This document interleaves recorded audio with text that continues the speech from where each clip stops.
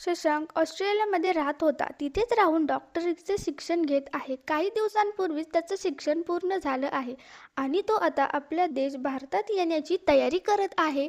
भारतात त्याला दिल्लीमध्ये एक मोठं हॉस्पिटल मिळालं आहे, जिथे त्याला अपॉइंटमेंट मिळालं आहे.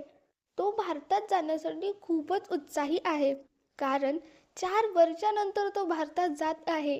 त्याने झटपट आपली पॅकिंग केली आणि भारताच्या मार्गावर निघाला. फ्लाईटमध्ये बसून तो आपल्या घरच्यांचं आणि कुटुंबाचा विचार करत होता. तो आपल्या आजोबा आजीची खूप आठवण येत होती आणि आपल्या मम्मी पप्पांची देखील आठवण येत होती. शशांकला आजोबा आजीबद्दल विशेष प्रेम होतं, कारण त्याची आजी त्याला खूप प्रेम करत होती आणि प्रत्येक गोष्ट मान्य करत होती. शशांकला आजही आठवते, तो एक दिवस होता जेव्हा त्याच्या वागणुकीमुळे आजीला मम्मीने किती चांगले सुनावले होते. एकदाच तो मम्मीला चुकून थप्पड मारत असताना त्याची थप्पड आजीला लागला होता. आजीने शशांकला वाचवण्याच्या प्रयत्नास मम्मीला थोडं थप्पड दिलं होतं. त्याचे आजोबा प्रल्हाद आणि आजी नेहा त्यांच्यात प्रचंड प्रेम करत होते. शशांक विदेश जात असताना आजीच्या डोळ्यातून एक आठवड्यापुरते अश्रू थांबलेच नाहीत, कारण घरात शशांक होता. त्यामुळे तिला घरात आनंद वाटत होता. आजी म्हणाली, बाळा, शशांक, तू विदेशात शिकायला जाशील तर मला घरात काही छान वाटणार नाही. मी तुझ्याशिवाय कशी राहीन? तू लवकर आपलं शिक्षण पूर्ण कर, परत ये आणि तुझ्या आजीचे उपचार कर. तुझ्या आजीची तब्येत खराब असते. शशांक देखील आपल्या आजी आजोबांना गोडीने गळ्यात घेतो आणि म्हणतो, मी लवकरच डॉक्टर बनून येणार आणि लवकरच ठीक करणार. तुम्ही काळजी करू नका. आणि मग शशांक विदेशात गेला. विदेशात 4 वर्ष शिक्षण घेतल्यानंतर आज शशांक भारतात येत आहे आणि तो दिल्लीच्या इकॉनॉमिक ग्रामीण हॉस्पिटलमध्ये डॉक्टर बनून येत आहे. याच दरम्यान प्रल्हादजींची तब्येत आज थोडी खराब होती. त्यामुळे ते आपल्या पत्नी नेहाला घेऊन जवळच्या सरकारी हॉस्पिटलमध्ये तपासणीसाठी जातात. ते 10 रुपयाचे पर्चा काढून डॉक्टरकडे जातात. डॉक्टर प्रल्हादजींना पाहून सांगतो, तुमचं शुगर खूप वाढलं आहे आणि BP पण वाढला आहे. मी तुम्हाला काही औषध लिहून देतो. ती बाहेरच्या दुकानातून घेता येतील. मी सरकारी औषधच लिहितो, जे स्वस्त असतात. तुम्ही सहज घेताल. सरकारी हॉस्पिटलमध्ये डॉक्टर पहिल्यांदाच चिकूला चांगल्या प्रकारे ओळखत होते आणि त्यांच्या परिस्थितीलाही देखील ओळखत होते. प्रल्हादजींची डॉक्टरांचे आभार मानतात आणि औषधांचे पर्चे घेऊन बाहेर जाऊन औषध खरेदी करतात. एका हातात औषध आणि छडी पकडून दुसऱ्या हाताने पत्नी नेहाचा हात धरून ते रस्त्याच्या कडेला उभे राहतात. ते ऑटोची वाट पाहत असताना नेहाजी आसमानाकडे बघून म्हणतात, असं दिसतंय की आज पावसाचा मोठा जोर येईल. चारही बाजूने ढगाचं साम्राज्य पसरलं आहे. चला लवकर, ऑटो करून घरी चला, नाहीतर आपल्या दोघांची पण तब्येत खराब होईल. त्यावेळेस दुरून एक ऑटो येताना दिसतो. नेहाजी त्या ऑटोला हात दाखवत चढतात आणि आपल्या घराकडे निघतात. ऑटोमध्ये बसल्यावर अचानक पावसाची जोरदार हजेरी लागते. पाऊस पाहून प्रल्हादजींनी नेहाला म्हणतात, नेहा, तुला आठवतं का, तुला किती आवडायचा पाऊस? अगदी प्रत्येक पावसाळ्यात तू 1-2 वेळा बाहेर जात होतीस. पण आता आपलं वय झालं आहे. आता पावसाचा फटका खायला काही जास्त भीती वाटते. कसं होईल कोणास ठाऊक. अशा गप्पांमध्ये त्यांच्या घराचा रस्ता येतो. पण घराजवळची गल्ली खूपच तंग असते. तिथे ऑटो जाऊ शकत नाही. त्यामुळे त्यांना पायाचेच घरापर्यंत पोचावे लागतं. त्यामुळे दोघंही ऑटो थांबवून बाहेरच्या गल्लीत उतरतात. पाऊस अजून अधिक जोरात सुरू होतो. पण घरात पोहोचण्याच असल्यामुळे नेहाजी आपल्या पतीची औषधं एका पॉलिथिनमध्ये ठेवून साडीच्या पल्लूखाली लपवून घराच्या दिशेने चालू लागतात. त्यांना पाहून मोहल्ल्यातले 4 लोक गप्पा मारत म्हणतात, अरे, कितीही वय झालं तरी बघा, तुमचे मम्मी पप्पा एकमेकांच्या प्रेमात पडलेले आहेत. दोघेही पावसात भिजत एकमेकांचा हात पकडून चालले आहेत. त्यांना अजिबात लाज नाही का? इतक्या वयात असताना मोहल्ल्यातील लोकांचं काय मत होईल?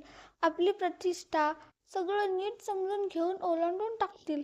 पण दोघेही हे समजून घेण्यास तयार नाहीत की त्यांचे आई वडील एकमेकांचा हात प्रेम करण्यासाठी नाही तर एकमेकांना आधार देण्यासाठी धरत आहेत, जेणेकरून पावसात कधी कोणी घसरून पडू नये.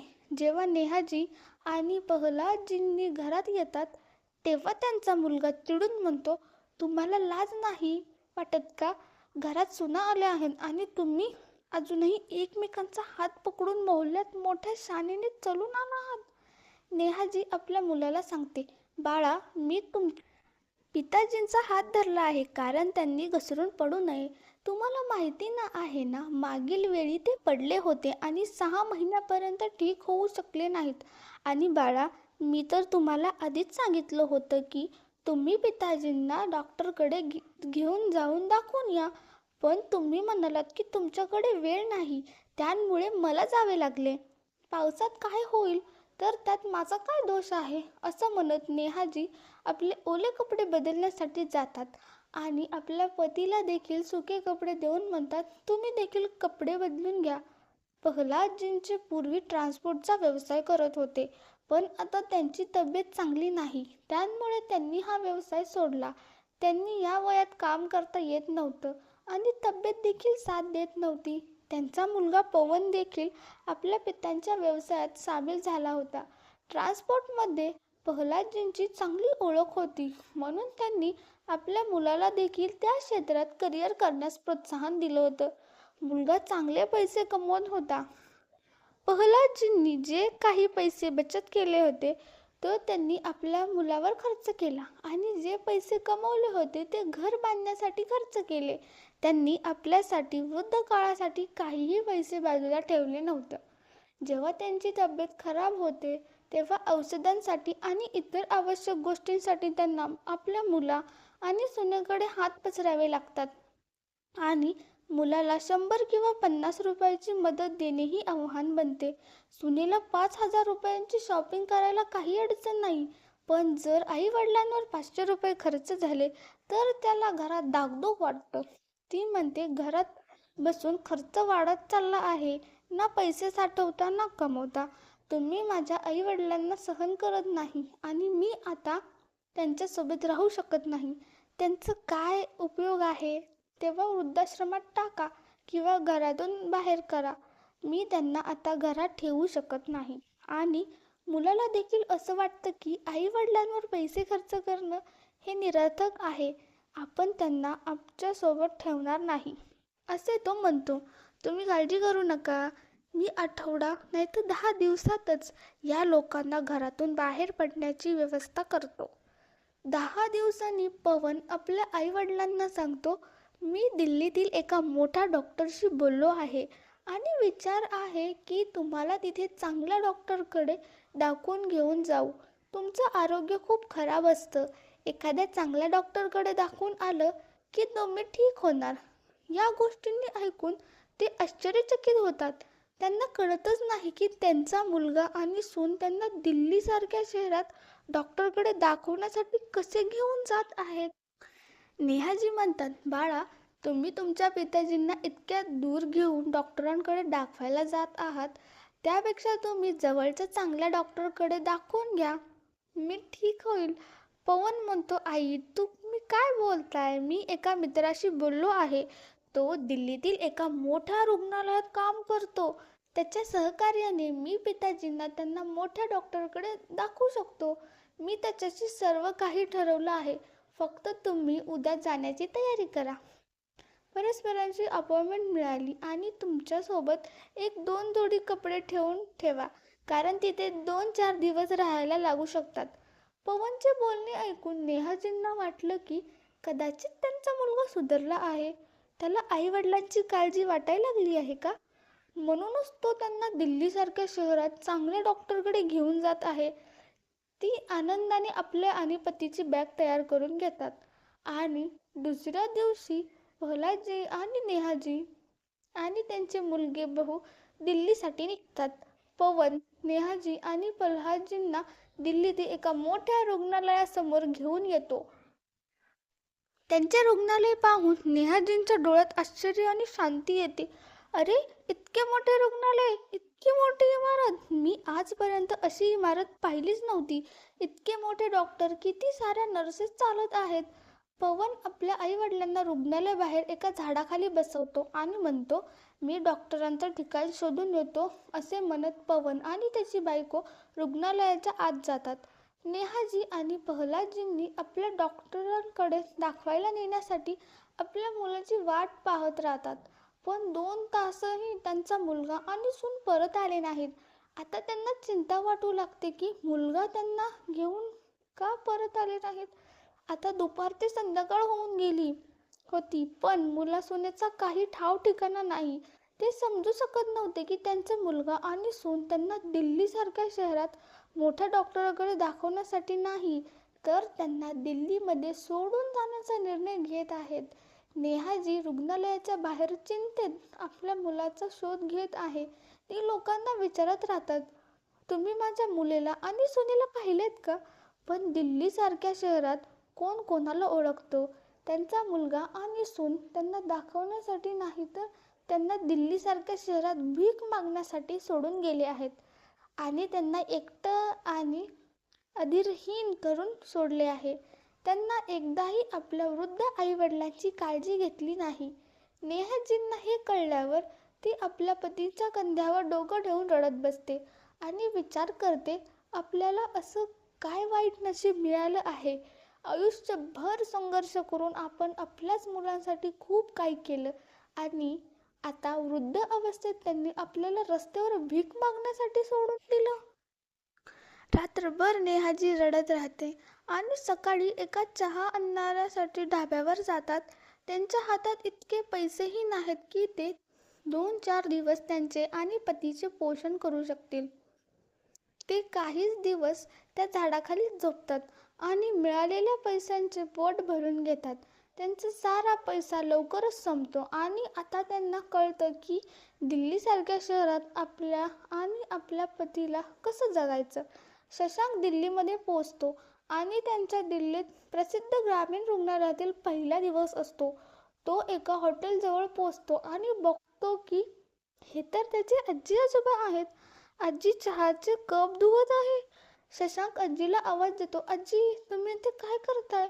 आजी त्याला पाहून बर्तन सोडून त्याच्याकडे येतात आणि गळ्यात घालून रडायला लागतात. शशांकला कळत नाही की आजी इथे बर्तन का धुवत आहे आणि आजी आजोबा इथे एकटे का आहेत. त्यांचे मन भरून जातं. त्याला अनेक प्रश्न पडतात. शशांक आजीला सांगतो, आजी तुम्ही काळजी करू नका, मी आलोय. ते रडत रडत शशांकला सगळं सांगतात.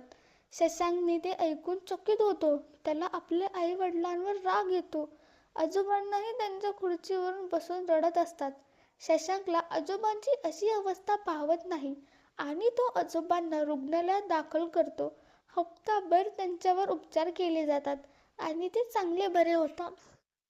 त्यानंतर शशांक घरी जातो. घरी पोहोचल्यावर आई वडील त्याला पाहून आनंदित होतात. शशांक आईला विचारतो, आजी आजोबा कुठे आहेत? आई त्याला सांगते, ते दोघे कुठे फिरायला गेले आहेत. शशांक आई वडिलांना म्हणतो, तुम्ही दोघे माझ्याबरोबर फिरायला चला, मी तुम्हाला विदेश घेऊन जाईन. शशांक आपल्या आई वडिलांना विमानतळावर घेऊन जातो आणि तिथेच त्यांना ठेवून आजी आजोबांकडे जातो. संपूर्ण दिवस आई वडील विमानतळावर बसून त्याची वाट पाहतात, पण शशांक त्यांच्याकडे जात नाही. संध्याकाळी तो त्यांना भेटायला जातो. आई त्याला पाहून रडू लागते, बाळा तू आम्हाला सोडून कुठे गेलास होतास? आम्हाला किती घाबरायला झालं होतं.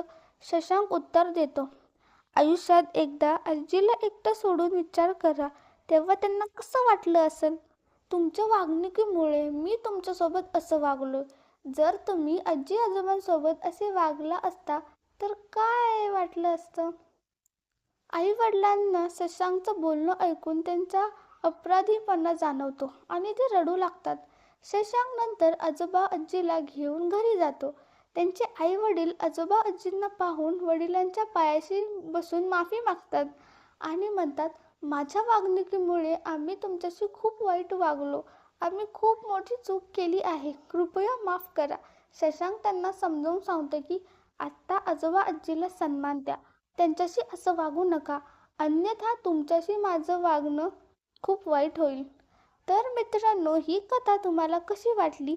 आवडली असल्यास लाईक करा आणि तुमचे मत कमेंट बॉक्समध्ये नक्की कळवा. Thanks for watching. Please like, share and subscribe.